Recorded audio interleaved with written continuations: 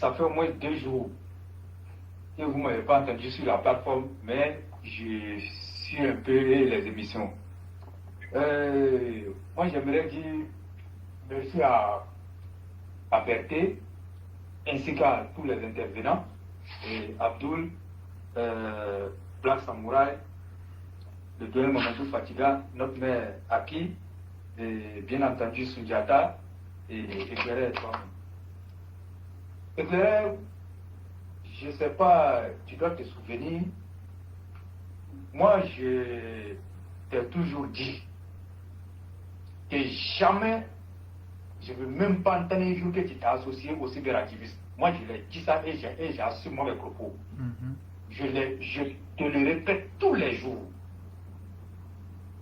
Parce que la voie que nous avons choisie, si tu n'es pas un garçon, et si tu n'es pas un digne, tu ne peux pas suivre cette voie-là. Et tu ne peux même pas t'amuser à emprunter la voie que nous avons empruntée. Seul je...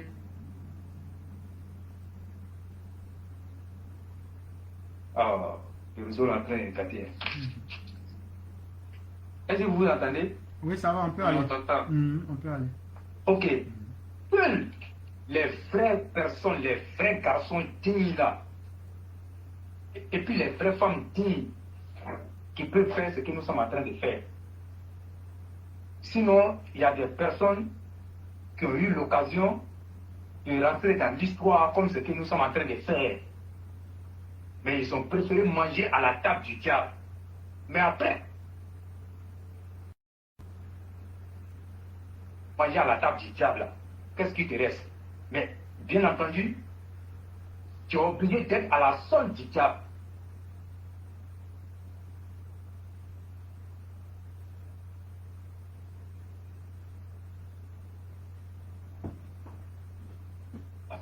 Vu avec cette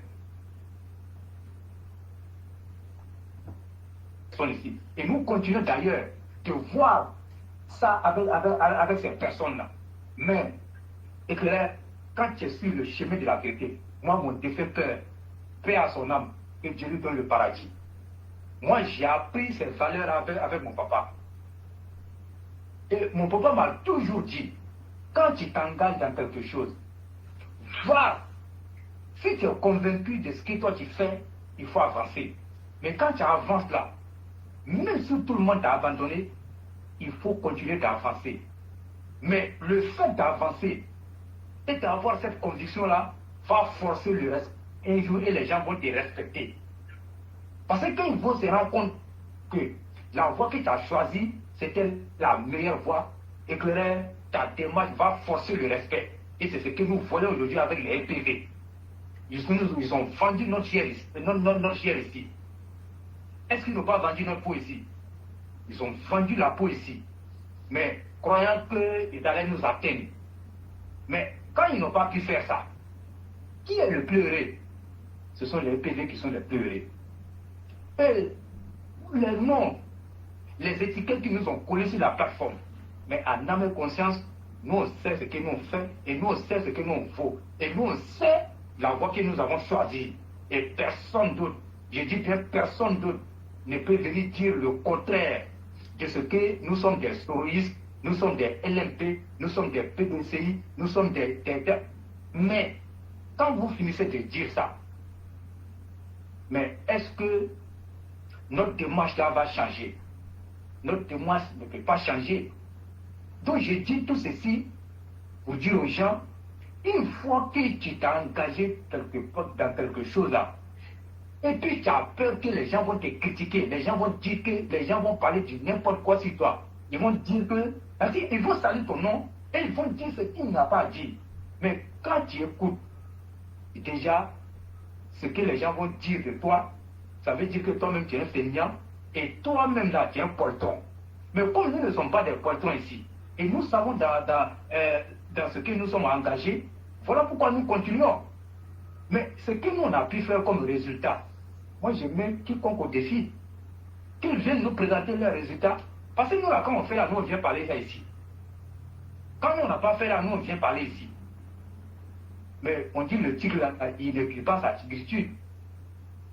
Mais les actions qu'il aura posées là, des visites là, ce sont ces actions-là qui vont parler du tigre. Mais tout le monde parle de nous. Nous, on ne parle même pas des mauvaises personnes, on parle des bonnes personnes. Ceux pour qui nous travaillons là, ils parlent bien de nous et ils savent ce que nous leur apportons.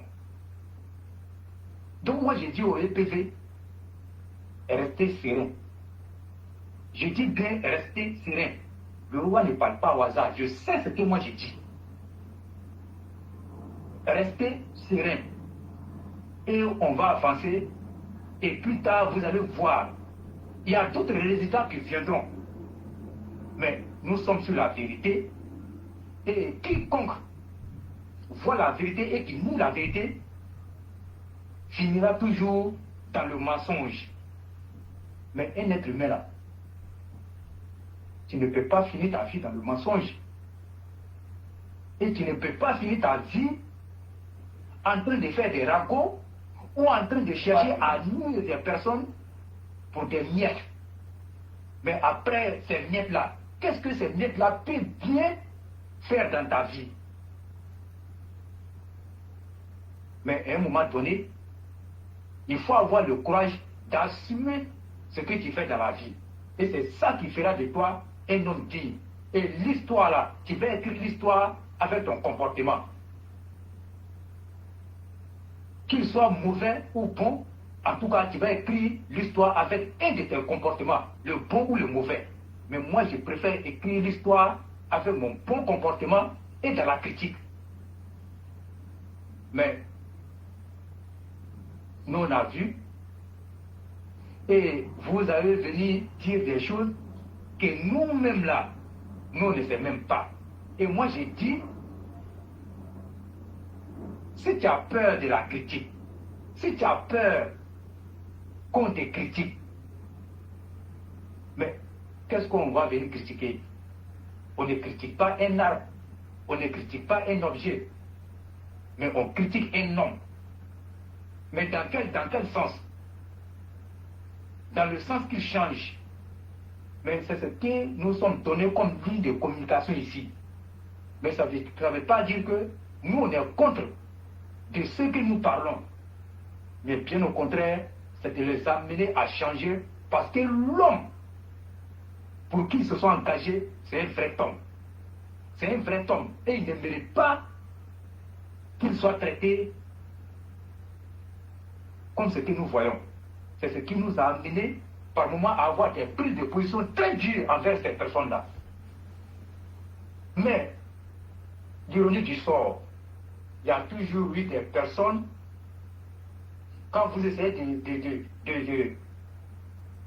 lever la tête, ces mêmes personnes-là viennent vous tirer par le bas. Quand on vous tire par le bas, mais le travail devient plus compliqué. Aujourd'hui, le président Alassane Ouattara fait face à ces personnes-là. Mais nous qui tirons le président Alassane Ouattara, nous qui voulons l'aider, éclairer, nous-mêmes là, on est bêtis par rapport à ceux-mêmes qui veulent le détruire. Mais vous pouvez être un groupuscule. Et puis, vous qui voulez que le président, la situation avance, mais ceux-mêmes qui sont des milliers de personnes là, il ne peut pas vous ébranler et il ne peut rien faire contre vous parce que votre détermination fait que vous tenez le coup. Donc, il faut dire aux élèves de la classe que nous là, nous on n'a pas peur de quelqu'un. Et nous on n'a pas demandé à quelqu'un de venir s'associer à nous ici. Celui qui veut, il vient. Mais quand il vient là, nous on t'accueille à bras ouverts. Parce que nous là c'est une classe. Nous on veut le maximum d'élèves. Comme le président Alassane Ouattara qui accueille tout le monde en Côte d'Ivoire et qui accueille tout le monde au RADP. Même les mauvais là, il les accueille. Il les accueille. Donc nous là, à notre niveau ici là, si tu es sûr que tu es prêt à affronter, en tout cas les réticences, ou encore à affronter, accepter le mauvais nom, qui est la bienvenue sur la plateforme. Parce qu'un pointon ne peut pas rester ici. Il y a des gens qui sont venus, ils sont partis. Donc toutes les personnes qui sont restées depuis le début de l'aventure, ça, c'est ce qu'on appelle les vrais élèves de la classe. Éclaireur pour nous, c'est nous là. Et les gens n'ont jamais posé la question, éclaireur, pourquoi on est tous en classe? Et puis chaque fois, tu sors avec l'expression là, les vrais élèves de la classe. Mais moi j'ai attendu pendant longtemps et j'ai cru qu'un élève allait poser la question à éclaireur, que ce soit en écrit ou encore prendre la parole pour dire éclaireur, j'ai une question pour toi aujourd'hui.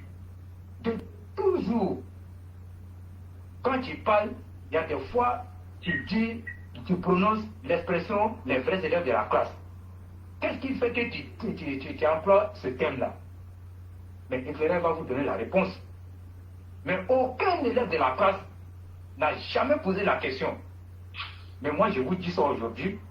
On a commencé l'aventure avec certaines personnes. Mais quand le bateau a tangué un peu, ils sont partis. On a redressé le bateau et on a continué la route. Mais des personnes sont restées. Aujourd'hui, ceux qui sont restés là, c'est eux qu'on appelle les vrais élèves. Quel que soit ce qui va se passer, ils sont là. Mais à la moindre tempête seulement là, les autres sont partis. C'est ce qu'on a vu avec le président Hassan Ouattara. Dès qu'il y a eu une situation un peu chose là, et tout ça, il abandonne. Mais comment tu peux t'engager dans une situation et puis penser que cette situation-là va être toujours rose pour toi? Mais la vie n'est pas linéaire. La vie, il y a des hauts et des bas. Mais quand les bas arrivent là, il faut être prêt à affronter cette situation. Et c'est cette situation-là qui va te permettre encore d'être plus aguerri et d'être plus solide. Moi, je l'ai dit, moi, je ne suis pas le premier enfant de mon papa. Je ne suis pas le dernier enfant de mon papa. Mais il y a eu des situations que moi, j'ai gérées. Et à partir de ces situations-là, mon père n'a jamais su que je pouvais m'en sortir dans ces situations. Mais quand j'ai eu à affronter ces situations et puis je suis sorti dedans, il m'a dit partout où tu vas passer dans le monde entier, moi je dois tranquille. Même si je meurs, et je sais que tu ne pourras jamais baisser les bras, et je sais que tu sortiras toujours vainqueur dans tous les combats que tu vas amorcer. Mon père m'a dit ça. Il m'a dit que moi, dans tous les environnements, quel que soit le milieu, lui sait que moi, je vais tenir. Et moi, il n'a pas menti. Donc moi, je vois, depuis qu'on a commencé avec cette affaire, mais il ne se passe pas des jours que les gens ne nous appellent pas. Il ne se passe pas des jours. Mais moi, j'ai dit, je préfère rester mourir dans ma dignité que d'aller vendre ça à quelqu'un. Quand tu vends ta dignité là, qu'est-ce que ça va t'apporter? Mais après les mêmes là, à qui vous avez vendu votre dignité là, c'est les mêmes qui vont venir vous narguer. Quand ils vont finir de vous narguer là, plus personne ne va vous acheter. Même si ils ont donné votre prix à 5 francs, personne ne va vous acheter. Parce que vous êtes des lâches, vous êtes des poltrons et vous êtes des traites. Et moi je l'ai dit, il y a eu des choses qui sont passées, des personnes, on ne va même pas citer leur nom ici, la plateforme. On ne va pas citer leur nom, mais ils se connaissent. Ils nous ont traités ici, qui ont fait tout. Quand tous sont venus nous attaquer, ils ont pris position pour ces personnes-là. Mais avec le temps, on a vu la vérité éclairée. Moi là, je suis très heureux. Je suis très heureux de notre démarche. Et très heureux de la démarche de tous les écrivains. Mais il a fallu aussi que nous soyons soutenus, en tout cas, par des femmes. Et ces femmes dignes, et je l'ai dit la fois passée, elles constituent pour nous le carburant qui nous permet d'avancer et qui nous permet d'engager beaucoup de résultats positifs dans cette lutte que nous avons amorcée. Et nous, on va pas lâcher prise. On va continuer jusqu'à ce que peut-être Dieu va nous arracher le souffle. Parce qu'une personne qui désespère dans la vie, une personne qui s'engage, et après, la personne se recroqueville, ce n'est pas une bonne personne. Et moi-même, je préfère ne même pas te raconter même dans la vie même. Il faut même que Dieu va me mettre sur ton chemin. Parce qu'on ne peut pas s'entendre. Et moi, je l'ai dit.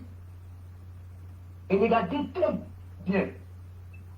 Toutes les personnes qui sont bonnes, les personnes qui sont bien dans l'âme, qui sont de bonne foi, rencontrent toujours aussi les bonnes personnes. Mais quand tu es mauvais dans ta vie, là, tu vas toujours rencontrer des situations mauvaises et les mauvaises personnes. Sinon, quand on regarde la composition de cette plateforme, mais des personnes qui ne se connaissent pas, beaucoup ne se connaissent pas, mais regardez ce que nous faisons. Regardez ce que nous faisons. Mais ceux qui sont des scientifiques peuvent démontrer les effets que ça fait, pourquoi cela a pu être possible. Beaucoup de scientifiques peuvent le démontrer. Je ne suis pas un scientifique, mais beaucoup de scientifiques peuvent le démontrer. Par la magie des Blancs, on a pu se rassembler et former une famille pour combattre l'ennemi qui veut mettre la Côte d'Ivoire à terre. Ça, il faut s'appeler la classe éclaireur pour vérité pour le faire. Donc je dis à chacun d'entre nous ici, quand tu t'engages dans quelque chose, il ne faut pas regarder d'abord le côté positif. Parce que si tu regardes le côté positif, là, tu vas échouer. Il faut peser le pour et le contre. Regardez d'abord les inconvénients. Regardez d'abord ce qui va m'arriver. Parce que si tu penses que tout sera rose sur ta route là, mais tu vas échouer. Hein? Tu vas échouer. L'histoire des grands hommes là sont comme ça. Regardez ce que le président Alassane Ouattara a subi ici en Côte d'Ivoire. Mais qui aurait cru? Qui aurait cru? Beaucoup l'ont abandonné. D'autres sont restés avec lui. Aujourd'hui, ces mêmes personnes sont là. Donc, n'abandonnons pas. Si on abandonne là, on aura créé un vide. Et nous, on va manquer de rentrer dans l'histoire. Dans l'histoire, on rentrait dans l'histoire de la plus mauvaise manière. Parce que tu as commencé quelque chose et après tu as abandonné, tu n'es même pas arrivé au bout et tu as abandonné. Mais qui veut être un poltron? Qui veut être un poltron? Donc il y a eu tellement de situations et aujourd'hui, quand tu fais un travail à un moment donné, il faut s'arrêter et regarder ce que tu as pu faire de bon ou encore ce qui n'a pas marché. Mais à partir de ce moment-là, tu peux voir quelle nouvelle orientation donner encore à la lutte. Et tout le quoi nous le faisons. Mais les gens n'arrivent pas à comprendre. Mais ces personnes-là, comment ils sont? Mais vous ne pouvez pas comprendre, c'est un esprit. C'est un esprit. C'est un gros baobab qui a un grand esprit. Le jour où tu vas t'amuser à tomber sur ce baobab-là, tu serais écrasé. Si ce baobab-là tombe sur toi, là, on n'en parle même plus. Et je le répète tous les jours. Je le répète tous les jours. Les vrais EPV là, ils savent. Donc, nous, on n'a pas peur de quelqu'un. Et ce qui fait notre particularité ici, c'est que nous, on ne va jamais aller provoquer quelqu'un. On est dans notre coin. Mais il faut bien que tu vas nous provoquer. Si tu nous provoques là, nous, on va te donner ça propre. On va faire ça propre pour te donner. Mais ne nous attendez pas à aller faire parade ailleurs. Quelqu'un qui se lève dans ta maison pour aller chercher parade ailleurs, là, ce n'est pas une bonne personne. Reste dans ton coin et tu fais ton travail comme tu le peux. Quelqu'un va venir t'attaquer là. Tu n'auras même pas à lever ta chemise, mais Dieu même va faire ton parade. Et c'est ce que nous avons vu ici. Montez tous les coups pour venir nous salir ici. Mais nous, on a résisté. Mais ces valeurs-là, je crois que le président Alassane Ouattara nous a inspirés. Tout ce qu'il a vécu là, ça nous a inspirés. De savoir que, quelles que soient les difficultés dans la vie, il ne faut jamais abandonner. Parce qu'une difficulté ne tombe pas sur un arbre. C'est les hommes qui vivent les difficultés. Quand tu vis une difficulté là, toi tu veux qu'elle aille où? Qu'elle aille tomber sur un arbre ou encore sur un animal? Non, c'est les hommes qui vivent les difficultés. Les difficultés sont faites pour les hommes. Mais pourquoi toi tu veux vivre? Et tu ne veux pas qu'il y ait difficulté dans ta vie? Toi tu es quel genre de personne? Tu es quel genre de personne? Et donc moi je dis, soyons fiers de ce que nous avons fait. Éclairez, ceux qui nous ont attaqués, nous on leur, en tout cas, on leur pardonne. Ça. Nous, on va leur pardonner. Le président Hassan Ouattara nous a dit de pardonner. Nous, on va leur pardonner. Parce que nous, on s'inscrit dans la même dynamique que le président Hassan Ouattara. Mais au même moment, nous ne va pas accepter que des gens viennent encore gâter ce beau travail-là. Moi, je parle de la plateforme éclairée propriété et en même temps, je fais une projection dans l'histoire de la Côte d'Ivoire ou de ce que le président Hassan Ouattara est en train de faire. Parce qu'une personne qui a eu le courage de venir nous attaquer ici, là, cette même personne-là va avoir le courage même de casser tout ce que le président Hassan Ouattara est en train de faire. Parce que tu ne peux pas nous voir en train de faire de mener ce combat-là et puis tu vas venir nous attaquer. Tu nous attaques là, l'objectif là c'est quoi? Ou bien qui t'a envoyé de nous attaquer? Qui t'a envoyé de nous attaquer? Et moi j'ai dit, ceux qui font, comme on appelle, la double communication, la communication d'hypocrite là, et votre hypocrisie là va vous perdre et vous allez vous noyer dans votre hypocrisie. Moi, c'est mal quand je vois des gens qui font la communication pour soutenir Blé Goudé. Moi, j'ai très mal. D'autres personnes peuvent le faire. Mais nous qui avons vécu les séquelles, nous qui avons vécu les situations dures ici, qui ont manqué la mort à cause du comportement belliqueux de Blé Goudé, ne peut pas venir s'asseoir sur la toile pour faire la promotion de Blé Goudé. Si l'État ivoirien a dit à Blé Goudé de rentrer, ça n'engage que l'État ivoirien. Tous les victimes ne sont pas engagées dans ça. Mais nous, on le dit, nous, on ne parle pas parce que c'est notre mec qui a dit. Mais ça ne veut pas dire que nous, on est d'accord avec lui. Ça aussi, il faut dire ça aux gens. Ça ne veut pas dire qu'on est d'accord avec lui. Mais nous, c'était par rapport à une situation, par rapport à ce que lui-même a vécu. À cause de ça, nous, c'était. Mais il ne nous a pas dit de venir faire des communications pour faire ses éloges.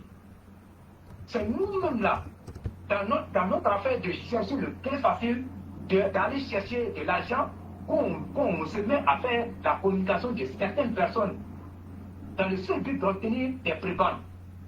Mais moi, le roi du printemps, moi, je n'en ai rien à foutre avec ça. Ça ne peut pas changer ma vie. Ça ne peut pas changer ma vie. Au contraire, quand tu finis de prendre, ils vont venir se moquer de toi. Donc moi, je ne peux jamais faire une communication pour dire je vais encenser Blé Goudé et faire la promotion des criminels.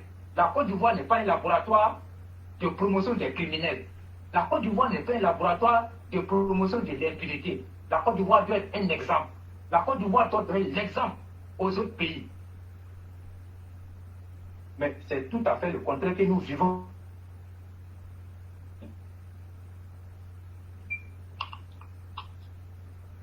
Voilà pourquoi ces mêmes criminels qui ne pouvaient pas parler hier, aujourd'hui ont la force de parler, à tel point même de venir narguer les Ivoiriens. Mais c'est déplorable.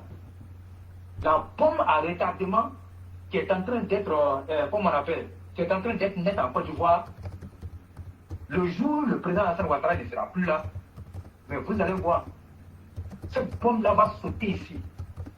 Parce qu'il n'est fait pour décourager ces criminels-là. Rien n'est fait.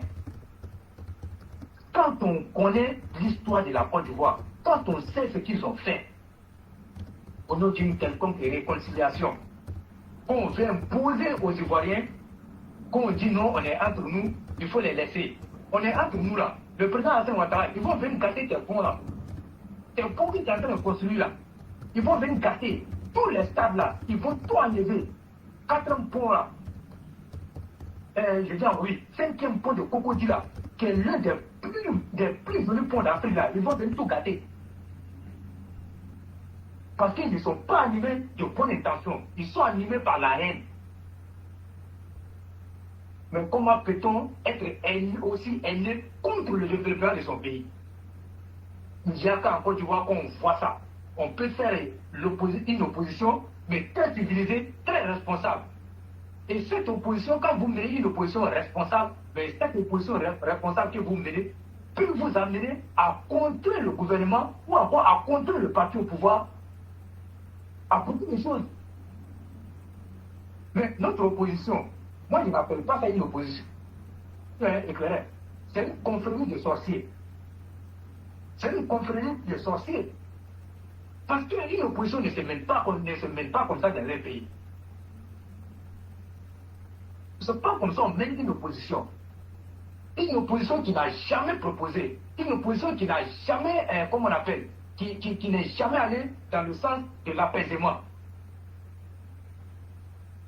Mais bien au contraire, c'est encore le pouvoir qui veut aller dans le sens de l'apaisement. Et l'opposition brandit toujours la menace d'une guerre. Mais c'est parce que si nous n'a pas dit le président Alassane Ouattara, on se connaît dans ce pays-là. Vous étiez au pouvoir, vous avez eu tous les leviers de l'État, que ce soit financier, que ce soit côté armement, vous avez eu tout ici. Mais dans notre opposition, on vous a chicoté et puis on a pris ça. Mais vous avez fait poudrière à la présidence, on vous a chicoté et puis on a pris cette poudrière-là pour chasser Laurent Gbagbo et le prendre comme un rat dans son trou. L'envoyer à la CPI. Il est revenu, il est devenu un éclopé, il ne peut plus rien faire. Laurent Gbagbo est fini. Donc il ne peut plus rien faire. On se connaît ici. Quand on a pris le pouvoir, c'est le président Alassane Ouattara, son premier discours, il n'a dit pas de vengeance. Parce qu'il connaît l'extrémisme de ses partisans, militants RDR. Nous, la violence là, vous n'êtes pas plus violents que nous. Mais c'est notre père qui a fait que nous, on a laissé la violence. Mais nous, on a pris violence, on a accroché les habits dans nos maisons ici. Le jour que ça va chauffer là, nous, on va reporter les mêmes habits de la violence là et on va s'attaquer. Parce que ce discours-là, il faut tenir ce discours-là devant ceux-là. Donc, quand il a pris le pouvoir, il a dit non, pas de vengeance. Donc, nous on l'a écouté. On l'a écouté parce que nous, on voulait qu'il travaille pour la Côte d'Ivoire. On ne voulait pas qu'il soit un médiocre comme Laurent Gbagbo. Laurent Gbagbo qui a passé tout son temps à défier les fonctionnaires, à défier tous les Ivoiriens.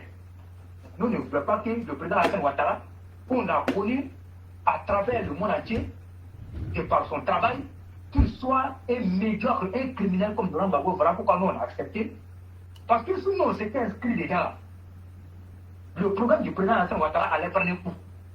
Alors qu'il a bel et bien préparé son pouvoir. Donc il fallait lui donner la chance et lui donner la force d'exécuter son programme de gouvernement. Et il a bien exécuté son programme de gouvernement. Et la Côte d'Ivoire aujourd'hui, sur le plan des infrastructures, elle n'a rien à envier à un pays européen.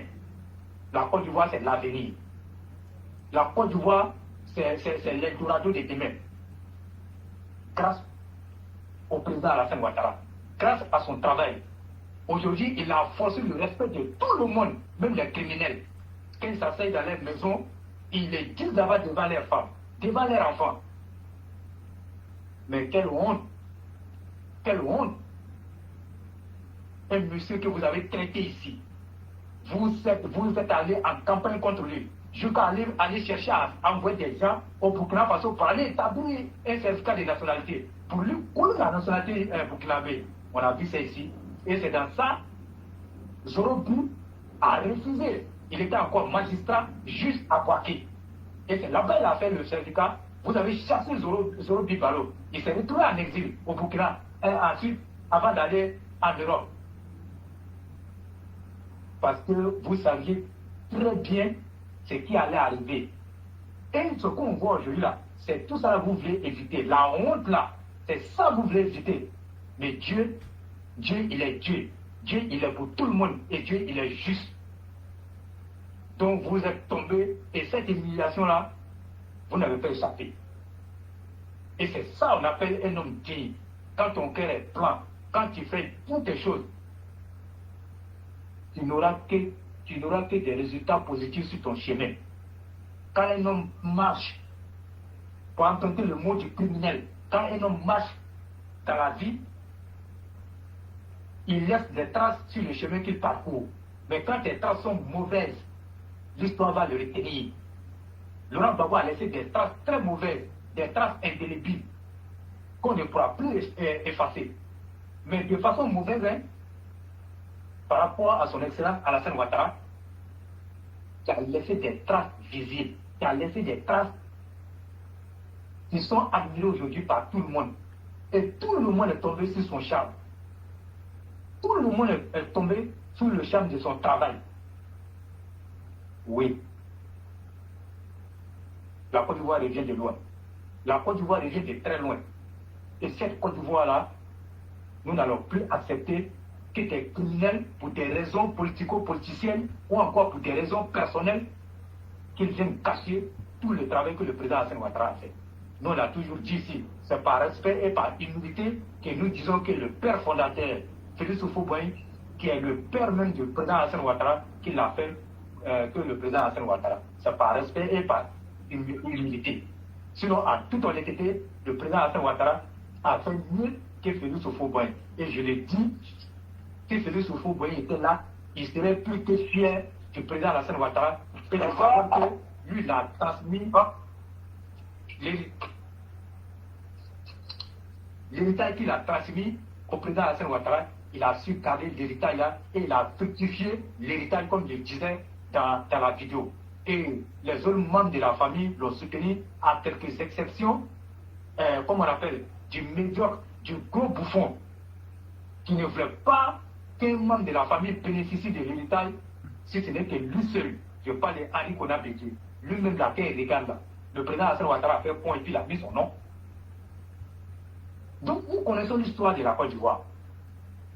Donc, au moment où Félix Houphouët-Boigny était là, les Français l'ont aidé à construire le pays. Il n'y avait pas de multipartisme, il n'y avait pas de velléité du terrorisme, il n'y avait pas de velléité d'une opposition, comme on appelle, improductive, haineuse et très toxique. Donc, le président Félix Houphouët-Boigny a eu le temps, en 33 ans de règne, pour construire la Côte d'Ivoire. Donc, les choses étaient plus simples. Et nous étions combien de millions d'habitants? À peine quelques 6 millions, quelques 10 millions. Mais regardez aujourd'hui, depuis que le président Hassan Ouattara est arrivé, de 2014 à 2020, où on a fait le recensement, je crois, en 2018, un truc comme ça. Mais regardez la démographie. Regardez comment la population a augmenté. Aujourd'hui, on nous parle d'environ 30 millions d'habitants. Mais avec tout ça, regardez ce que le monsieur il arrive à faire. Regardez ce qu'il arrive à faire. Et quand on regarde dans un monde aussi difficile comme ce que nous vivons, les guerres par-ci, par-là, le terrorisme, comment on appelle, les ennemis, mais il tient le coup. Mais regardez l'économie ivoirienne. Combien de pays en Afrique peuvent se taper la poitrine pour dire que nous avons une économie solide comme celle de la Côte d'Ivoire? Je ne suis pas une économiste, je parle sous le couvert des économistes qui sont ici sur la plateforme. Ça veut dire que Alassane Ouattara, non seulement il a fait dans la théorie, mais il est plus fort dans la pratique même que la théorie. Parce qu'on a vu certains économistes, sur le papier, il n'y a pas son idée. Sur le papier là, il peut te mobiliser 2200 milliards sur le papier en un temps record. Mais il faut le mettre sur le terrain. Même un centime, il ne peut pas mobiliser. Mais notre excellentissime président le fait. Et ça me ramène à vous rappeler encore le mot qu'il avait dit. Quand on lui a posé la question pourquoi il a décidé de faire de la politique en Côte d'Ivoire. Et il avait dit qu'il vient en politique en Côte d'Ivoire avec une vie si bien remplie qu'il faut donner un retour. Lui, il a tout eu dans sa vie. Et mobiliser les fonds, c'est son métier de banquier. Il sait comment mobiliser les fonds et les faire fructifier. Éclairé, qui dit mieux? Est-ce qu'il n'a pas fait? Si vous avez quelque chose à ajouter. Mais le roi, c'est tellement bien dit qu'il n'y a vraiment rien à dire là-dessus. Vous avez tellement bien englobé les choses et tellement bien dit. En toute sincérité, je te dis merci pour ce déroulé qui a été plus qu'explicatif, mais très utile. Parce qu'il faut se souvenir du passé. Il faut aussi se souvenir de ce que nous voulons pour les générations à venir. Et c'est tout ça qui englobe notre combat. Nous ne sommes pas là pour faire plaisir à qui que ce soit, ou même pour faire le matu vu sur la toile, ou même pour perdre notre temps. Nous sommes là pour poser des actions, pour que les générations qui viendront après nous Lorsqu'elles nous écouteraient, elles se disent, mais ceux-là, au moins, ils étaient sérieux. Voilà, c'est ça, c'est uniquement ça que nous recherchons. Et donc, nous ne pouvons pas être comme les autres. Nous ne pouvons pas chercher à ressembler à qui que ce soit. Et c'est pourquoi je dis au EPV, restons nous-mêmes. C'est la marque des grands hommes. Ceux qui doivent diriger sont ceux qui tracent le chemin. Et nous faisons partie de ces personnes-là et non de la masse, qui est la définition la plus palpitante même de tout ce qui est ignoble.